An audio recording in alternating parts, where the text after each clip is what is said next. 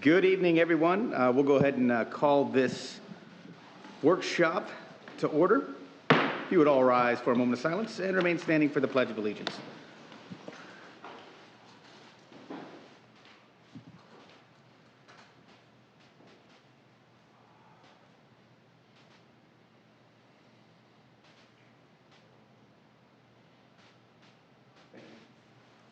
I pledge allegiance to the flag of the United States of America and to the republic for which it stands, one nation, under God, indivisible, with liberty and justice for all. Roll call, please. Mayor Hill, Yes. Vice Mayor Here. Jones, Here. Councilmember Dodd, Here. Councilmember McPartland, Here. Councilmember Nunn. Here. Thank you.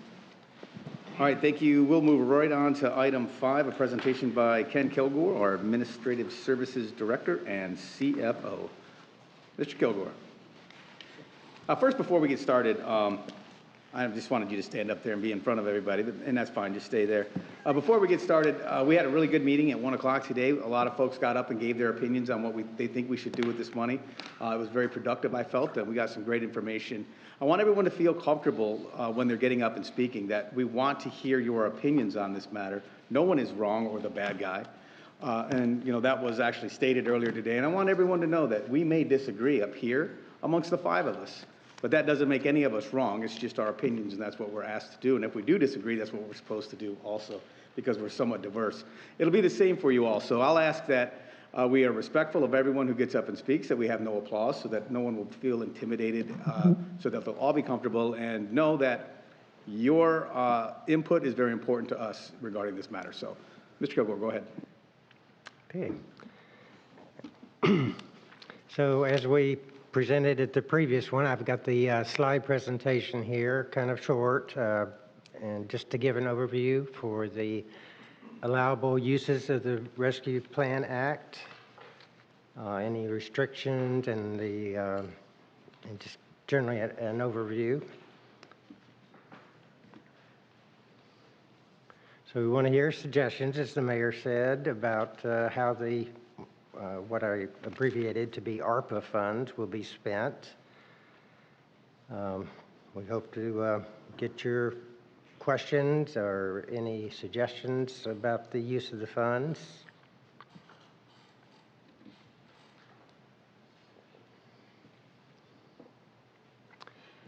So just the general intent of the legislation was to give temporary help to the states and municipalities to deal with the economic effects from the pandemic. They stress that they should be projects that have long-term impacts and that would be sustainable without new operating costs, and projects to address inequities or disparities in services or facilities provided to certain segments of the population. The total funding given out by the Act was $350 billion. States got $195 billion of that allocated directly to them, counties $65 billion, and cities also received $65 billion. The City of Sebastian allocation was $3,332.127. We got half of this money already. It's in our bank. On May 19th of 2021, and we are expecting to get the balance of it, the $1,666,000, 1 year from then. So this coming May, we should have the full allocation. So there is a time limit involved. We have to use the monies to cover the eligible costs that are incurred between March 3rd, 2021, only up to December 31st, 2024. So it's got to be actually obligated by December 31st, 2024, which means you'd have to have a contract or a purchase order. It can't just be a budgeted item at that stage. And all the payments have to be totally completed and paid by December 31st of 2026. They do have specific restrictions that the politicians put on the funds, that you cannot use it for pension deposits, debt service, or rainy day reserves. So you can't replenish funds that were expended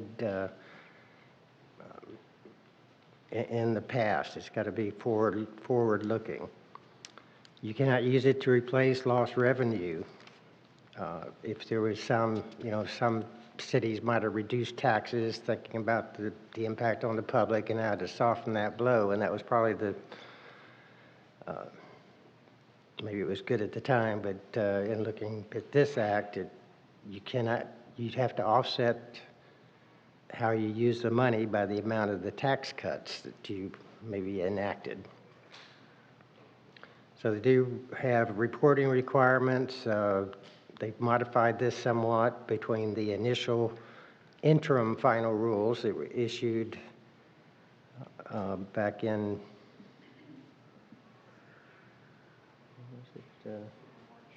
March of 2021.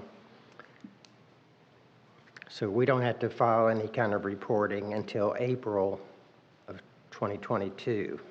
And I think it'll be annually after that.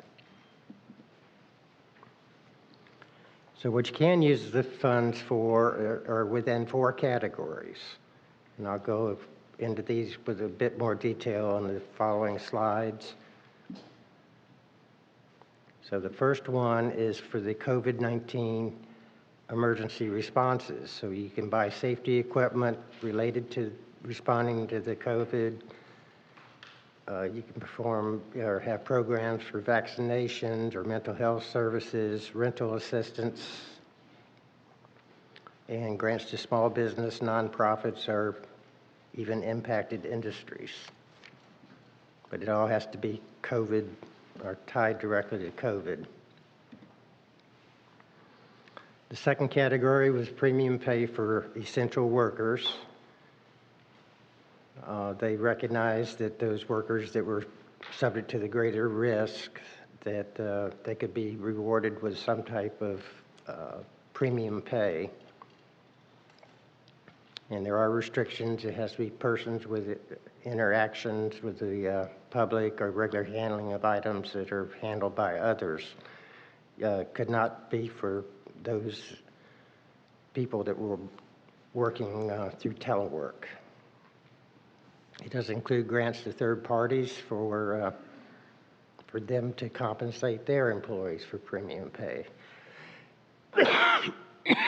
And there are dollar limits on how much those payments could be.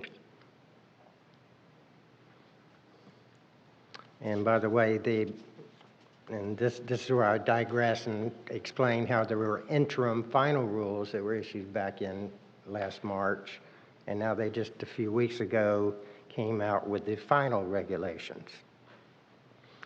And the final regulations did clarify some things. One thing was that city workers could be defined by the chief executive as being essential and doing work that was involving more risk than a regular employee. So basically, and the other restriction, the first restriction was it couldn't be somebody that was covered by FMLA and receives overtime. It needed to be somebody that was receiving overtime, basically. A salaried person was not eligible, or it wasn't clear that they were eligible in the initial rules. But with the city manager documenting that they were exposed and basically qualifying for the premium, they could also receive it. Excuse me. The General Revenue Loss Recovery, the initial interim rules, had a very involved formula, and I was reluctant to even spend any monies out of this category initially because of the complications of it and how confusing it was, and I couldn't really narrow down what we would qualify for, and I didn't want to be challenged down the road on categorizing it in this category. They came out with the final rules, however, and said anybody that was receiving less than a total of $10 million could just assume that that was all in the, could be all used for the general revenue loss category if that was our decision.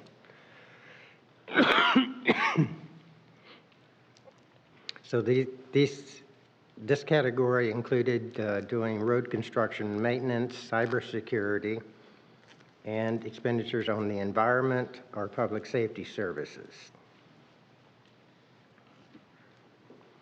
The fourth category was on certain infrastructure projects that included projects for giving access to clean drinking water, supporting wastewater, and stormwater infrastructure. And these were, and still are, to be projects that were qualified for the EPA's Clean Water State Revolving Fund, and that pretty much covers most projects that you would do. Secondly, the broadband internet access for those communities that needed to help their citizens and their kids to do off-site education.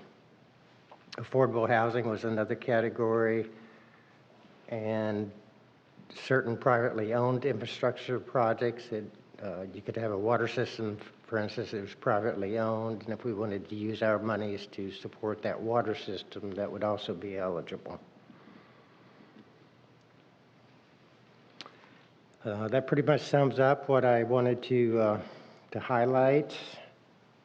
So the funds must be in eligible use, have a long-term benefit, and be sustainable.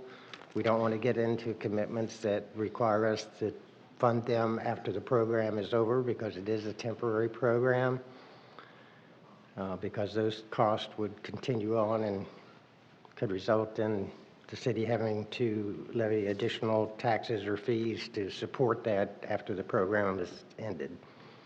So I will conclude with that and open it up then if the mayor agrees to have the public comments. All right, thank you very much. I hope you all heard all of that and understand what was said. I know it's not that easy, but he broke down, I think it was over 400 pages and put it in just a few slides, so it made it a lot easier to understand. Is there anyone from the public who wishes to speak on this evening?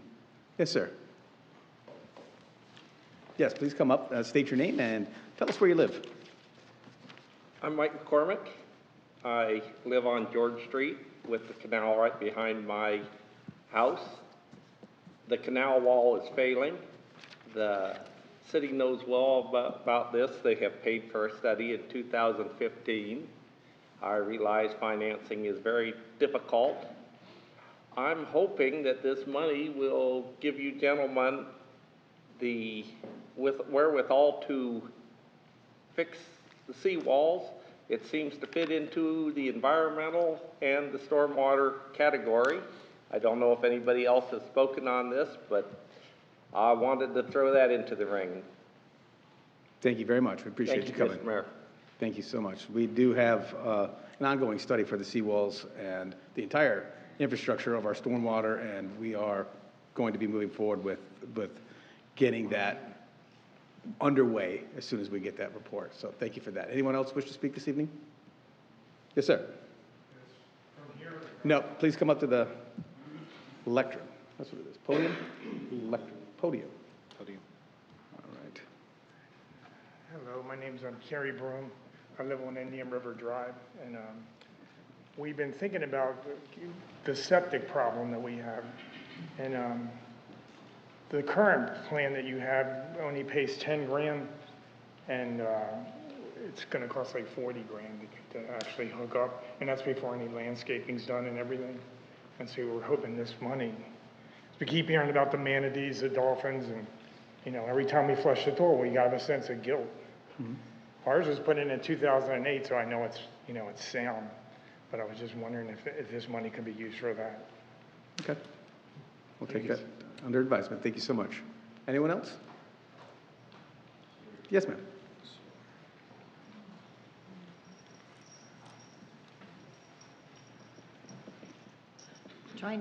I'm Sharon Herman, trying to wrap my head around if everything that this money goes toward has to be somehow COVID-related expenses, increased expenses, decreased expenses, whatever. But I really, as we're considering this, since I know a lot of other communities in the area have also given their employees, I hate to call it a bonus, but a kind of a thank you stipend from these monies to just let the cities and the citizens show their way of saying, hey, we appreciate you still coming in, still showing up, still doing your job, still taking the risk, you know. I know some people didn't even go home for a while, or because they didn't want to expose their children, or, you know, they stripped their clothes outside or whatever. I mean, but they kept coming back. And I'm hoping that at some point during these funds that will be considered. Thank you. Thank you so much. Appreciate that. Yes, ma'am.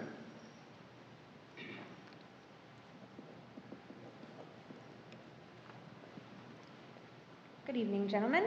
Hi. My name is Ashley Penn. I am not only a resident of the city of Sebastian, but I'm also an employee. I've been employed here for 13 years. I work as a Sebastian police officer.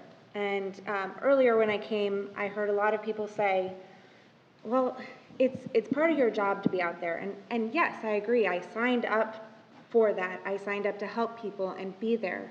But at the same time, my family didn't sign up for me to come home with a really bad disease or respiratory problem. I had my elderly grandfather living with us for a while. I'd have to strip outside. There were a couple of occasions where I was exposed and I had to clean at the station and do all the extra stuff to make sure my family wasn't exposed. But outside of my position as a law enforcement officer, I also think about our city employees as a whole. I think the city of Sebastian is amazing, and it's a fine-oiled and fine-tuned machine. And that happens because we have such amazing employees. And I know there are so many things that the city needs to use this money for, but there, as this fine lady said earlier, we didn't have to come in. Parks and Recs didn't have to come out and make sure there was a nice place for the citizens to go to get outside, or roads and bridges, or finance. Every person in the city has something to do with making the citizens of Sebastian happy. So I think in order to keep things well tuned, not that we wouldn't come back, don't get me wrong, we'll still come back every day, but we did what other people didn't have to do, or just didn't want to do. And I feel that maybe some of this money could go towards not just the first responders who put their life on the line every day, but to all the city employees who also put their health and safety at risk. Thank you. Thank you, and thank you for your service. Appreciate you very, very much. Anyone else? Yes, ma'am.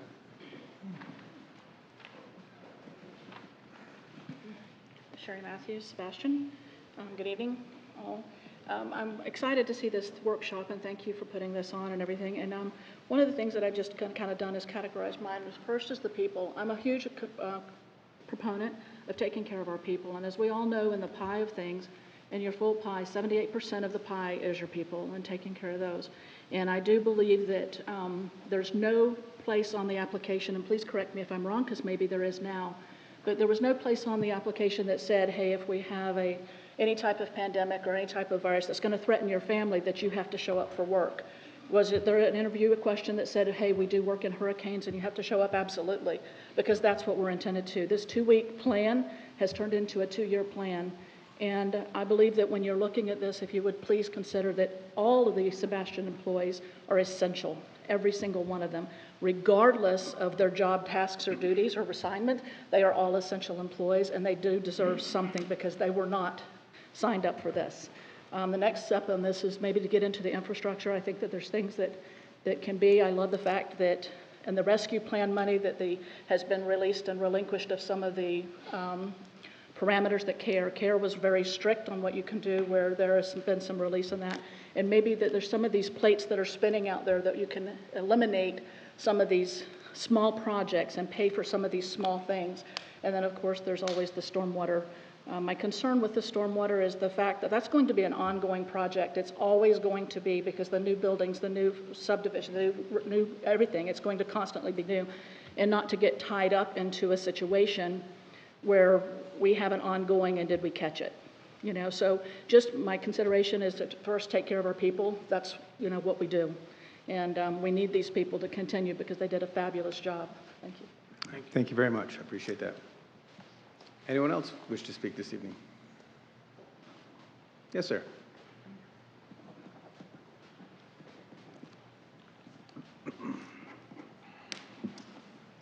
Good evening, Council.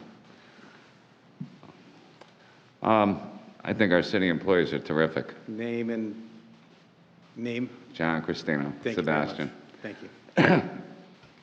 They do a great job, and they did. They put themselves at risk, like many employees. Supermarkets, anywhere you went, people touch stuff. You know, there was always that fear of getting the virus. I think our city manager did a terrific job of keeping City Hall pretty safe. We had masks, we had health checks coming in, so we did show them how important they are to us. We did give them a 4% raise instead of 3%, because they are important to us. We are going to have a salary review that's coming up soon. We don't know how much they're going to get. Our first responders, our police officers, put themselves into homes, put themselves at risk directly. We have stormwater issues. I think we should put that money aside until we get the results of the study and put it towards where it says the most important pressing needs are while we pursue grants. The septic issue is very important, especially along the waterfront. I don't know about up in the ante on the grants. I think it's about $9,000 right now, which should be a help for most homes. Depends on their circumstances. I would keep that. And that's about it. We do value our employees, sir. They are part of the city, part of the atmosphere that we have. But we do have other pressing needs. And mental health is an issue we may be facing in the next year as a result of the pandemic. So we may want to consider that. All right, gentlemen, that's my piece. Thank you. All right, thank you very much, sir. Anyone else have anything to bring this evening? Yes, sir.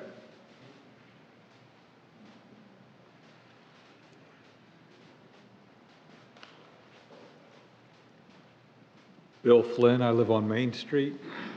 I had an idea, I don't know if it fits the parameter, but if we could go back and review what our employees had to use for COVID care, not only for themselves, but for their family, or stuff like that, you could address that in lieu of a bonus or increase it a bonus. And like the other said before, stormwater, the culverts, we might want to look at some of our veterans and some of our elderly and some of our economically disadvantaged. Even though it's their responsibility, I wouldn't want to make it as a standard practice.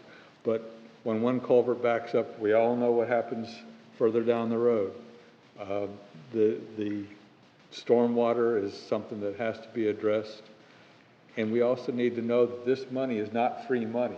Each and every one of us has to pay that money back. So we need to focus on stuff, like you were saying, long-term projects that have effect on the entire community.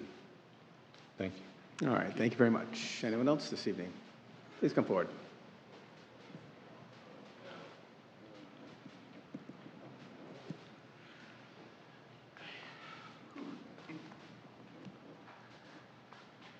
Good evening. My name is John Antosha. I live on Curtis Circle. I've been in the city for several years. You know, I know the city needs a lot of stuff, and I know there's people that have a lot of wants and requests for a lot of things. Let's think. It's 3 o'clock in the morning, your child's sick, you pick up the phone for one thing and one thing only, the services.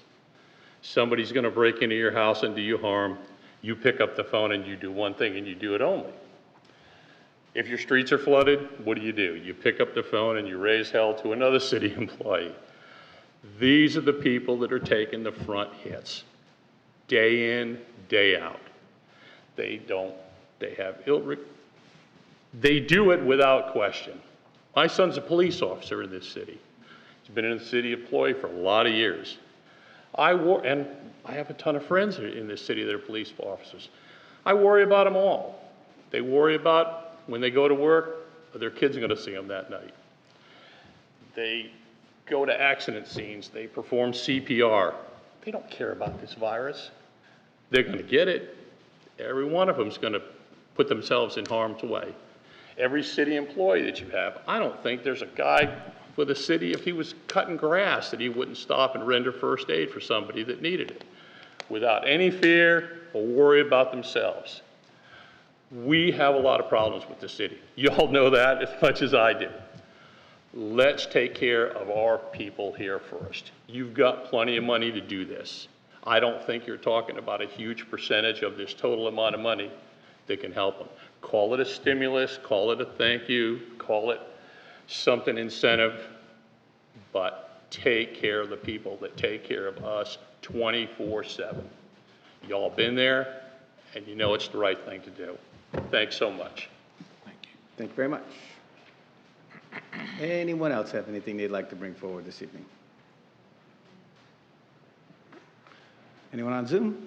Oh, Ms. Moss, please. County Commissioner Laura Moss is here this evening. It's wonderful to have you. Go ahead. I was trying to go last. Laura Moss, County Commission. I just wanted to say thank you for doing this tonight. I came here because, I'm sorry to say, but we didn't do this, County Commission.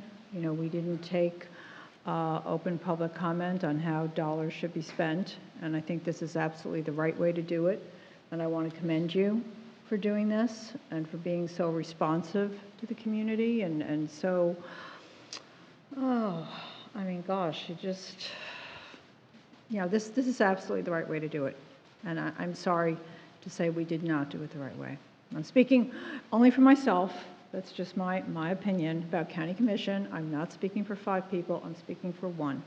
But when I saw this on Facebook, actually, it just took my breath away, and I salute all 5 of you and your city staff just for this act of listening to the community.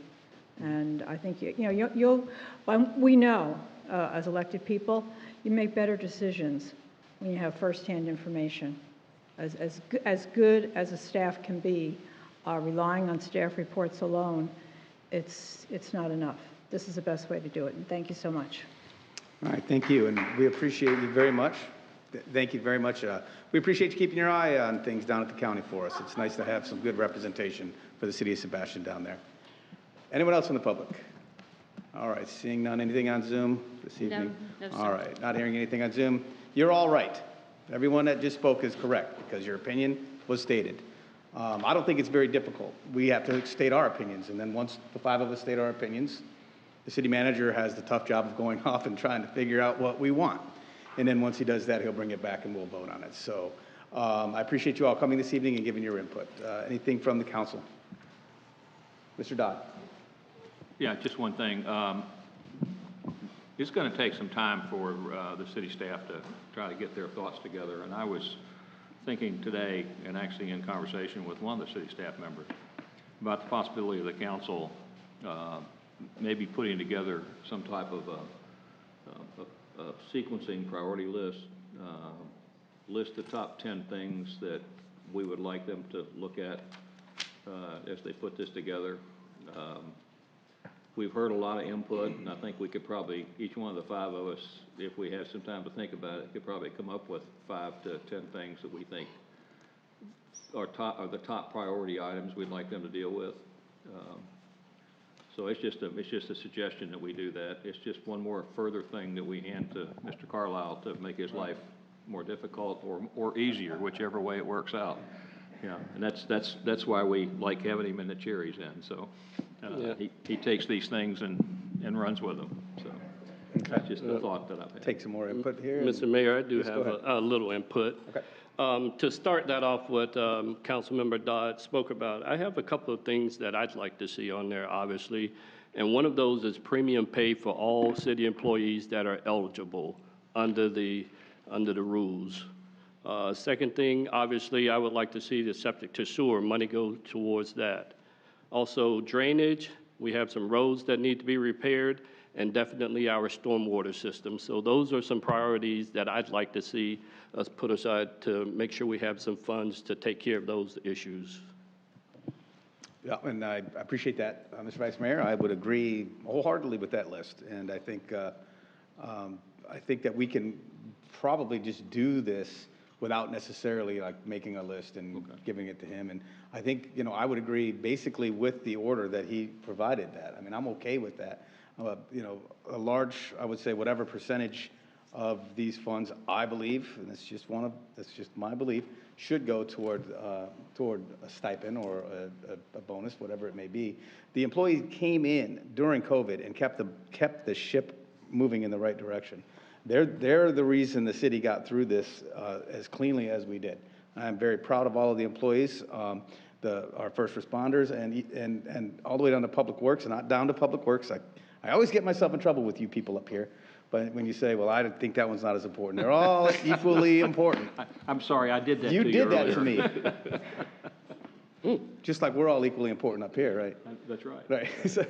So everyone's equally important. And I agree that if you're eligible, if you're an eligible employee, these funds, I believe, are for that.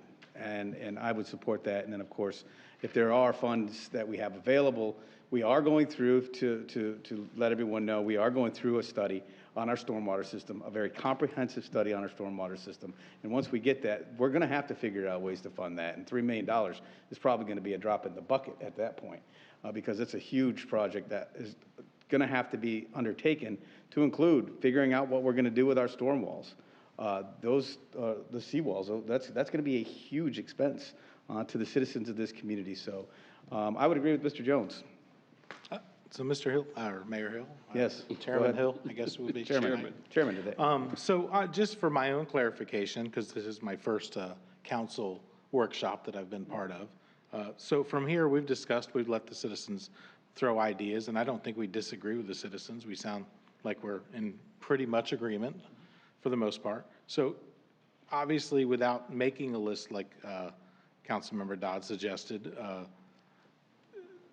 is the priorities. I mean, Mr. Jones's list sets my priorities pretty well. I would love to see a cost estimate of what it would cost to get the rest of those river-based properties on septic and what we could do to help offset that cost. I think that would be an environmental win, and environmental was one of the big things in this. So if we can do that and find out about that. Now, the seawalls, obviously, we have seawalls that need repair in places, but there are a few seawalls, like the gentleman that spoke earlier, where their seawall is starting to erode into their backyard. I would love to see an opportunity to take some of this money and do some immediate repairs to some of those, if that's a possibility. In my opinion, once again, I've talked to some of them. It's literally eroding into their backyard. They're losing backyard and becoming an unsafe condition because of those seawalls. I would love to see that up there too. I know that isn't a full stormwater concern, but it is a stormwater concern and an environmental concern. So those are mine, but I agree with Mr. Jones's list for the most part, straight through, so. Okay. Mr. McParland? I'm not comfortable with setting anything right now until that study comes back with the stormwater, how much that's gonna cost, and the employee.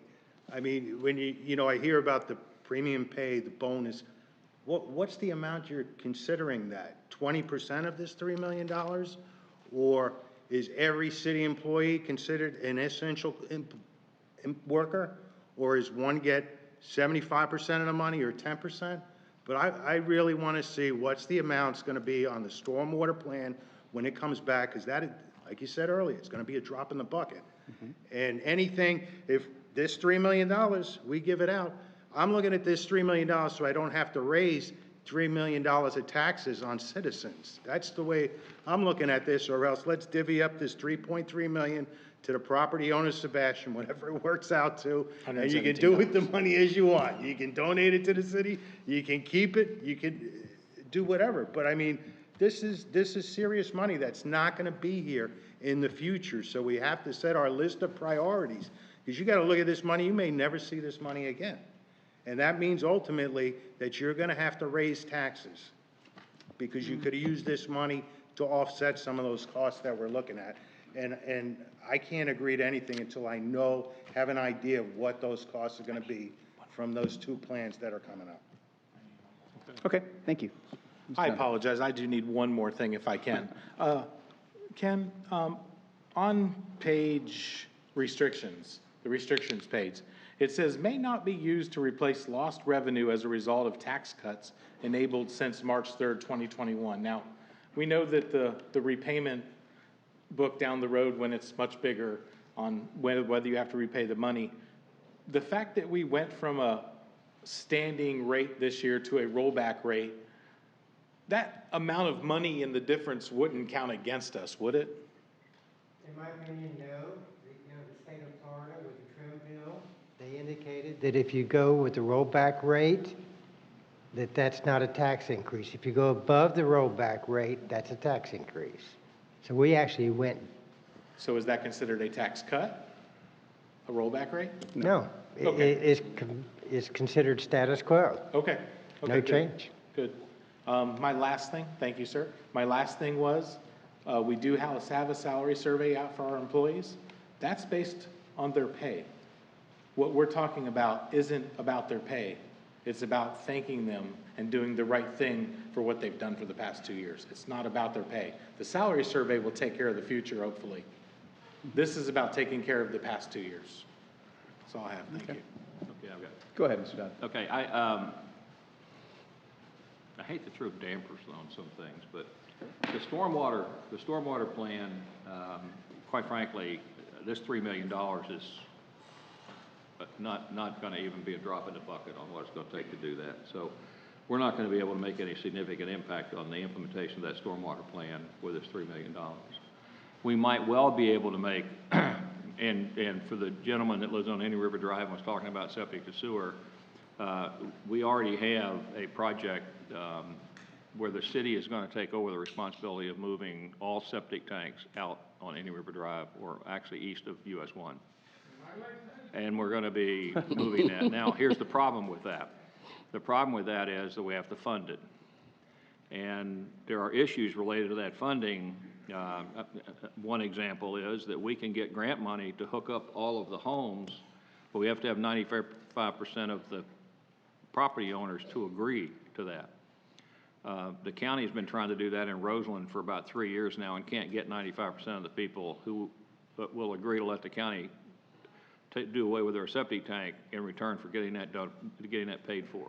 So there's issues related to doing that, but some of this money could definitely have an impact on the Indian River Drive, or the CRA. I'll call it the CRA, storm septic to sewer project. I also, just like Councilmember McPartlin and Councilmember Nunn, would like for us to get the salary survey finished before we do anything, because I'm not 100% sure what the discrepancies are and what the impact of that is, and I would just like to see that. That's just an informational item I'd like to see. I do agree with Councilmember Nunn's statement that if we choose to provide premium pay, I don't want to call it premium pay, I hate to call it that. If we choose to provide a bonus or a hardship incentive or something like that, and I know it's called premium pay in the legislation, I believe, but that's a misnomer to me. If we choose to do that, which I think there's a lot of support for, that is above and beyond salary. But I still would like to see the impact of that salary survey prior to the time that we make this decision on how to do this. And I do agree with the Vice Mayor that all employees should be included with this. And there are employees in the city who do not qualify to receive a premium pay bonus under this plan, which means that we are going to be impacting general fund revenues to give that group of employees a bonus. or to give them a premium pay bonus. And so we have to consider both of those issues at the same time as we make that shift. So there's a lot of little moving pieces to this, and I'm not 100% sure that we can be ready within a reasonable period of time to make this decision without getting some more information, especially from the city manager on some of these other projects. I know he's moving as expeditiously as he can on the septic to sewer conversion program on any within the CRA. And I know the salary surveys had some issues because of COVID, and I'm hoping that we can get those things straightened out and get that survey done as quickly as possible in that, until we know the impact of that. But I think there's plenty of support up here to provide some form of hardship incentive to the employees based on what COVID has done to them. The question is going to come about as to what size that is and how it fits within the overall framework of this.